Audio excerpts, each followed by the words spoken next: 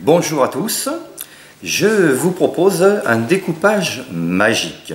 Vous voyez la feuille qui est sur la table là, j'ai dessiné dessus un triangle. J'ai des ciseaux et mon défi est le suivant.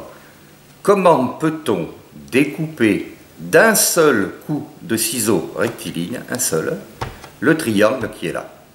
Alors bien sûr, le réflexe de tout un chacun, c'est de dire il va falloir 3 coups de ciseaux différents, un pour chacun des 3 côtés. Eh bien non, je vais vous montrer que grâce aux mathématiques, on peut faire ce découpage en un seul coup de ciseaux rectiligne. La preuve va suivre. Mais pour commencer, il faut faire un petit peu de maths.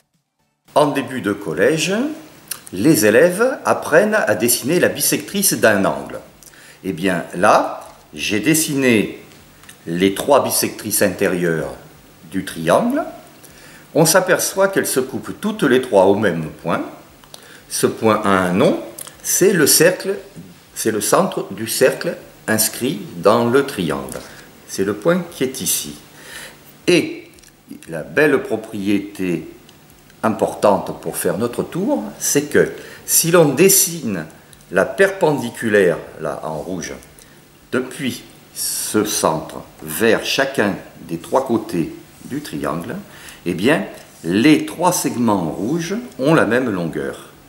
C'est ce qui permet de dessiner un cercle, en mettant le centre du compas ici, qui va passer par les 3 points de contact avec les côtés. Les 3 rayons, bien sûr, sont égaux.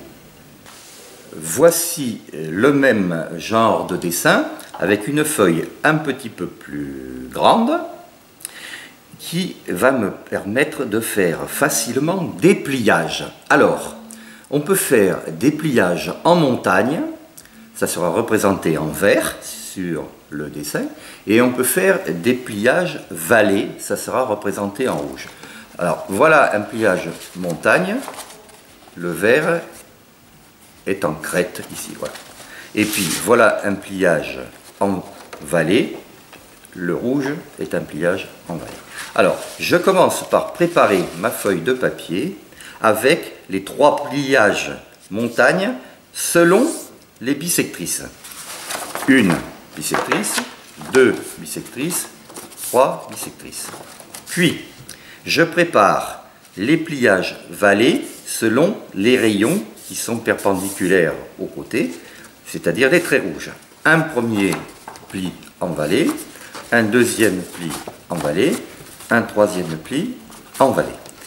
Une fois que le papier est préparé, il me faut saisir le papier par le point I, le centre là, du cercle, de façon que les 3 segments rouges viennent se superposer l'un à l'autre, tous les 3, verticalement.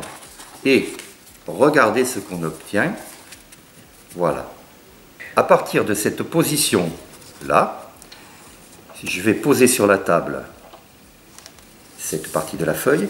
Je m'aperçois que la deuxième partie de la feuille peut se poser, se superposer avec les lignes noires là, qui sont dans le prolongement l'une de l'autre. Et enfin, la troisième partie de la feuille peut se plier encore dans le prolongement, ce qui fait que devant vous, vous avez 1, 2, 3, en fait, 3 côtés qui se superposent.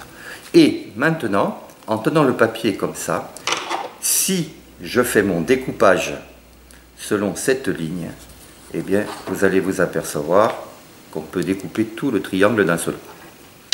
J'ai remplacé ce papier par celui-ci, c'est la même chose. Il y a les 3 morceaux qui sont en superposition. Et là, si je découpe comme cela,